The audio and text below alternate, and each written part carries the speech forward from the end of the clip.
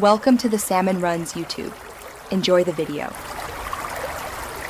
You start by confirming Audacity is up to date and your project sample rate matches your recording, usually 44,100 or 48,000 HC.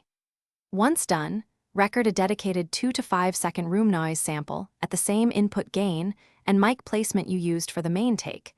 This gives Audacity a true noise profile. Make sure clipping is avoided and levels sit around -12 to -6 dBFS. Now select that noise sample precisely. This selection becomes the basis for noise reduction.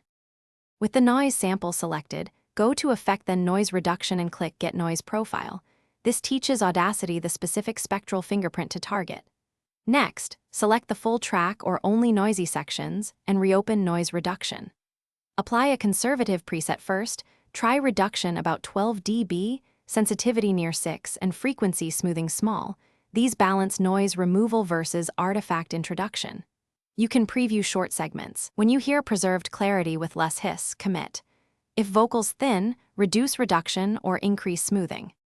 Once the bulk noise is removed, switch to spectrogram view to spot residual tones and use analyze or notch filters to surgically remove hums or beeps. Make sure to apply EQ and gentle compression after denoising, because processing order affects artifacts. Equalize to restore presence, then compress lightly to tame dynamics.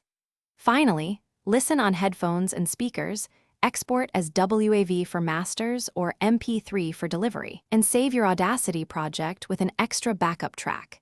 If noise returns, recheck the original noise profile. Thanks for watching. Consider subscribing if we helped you.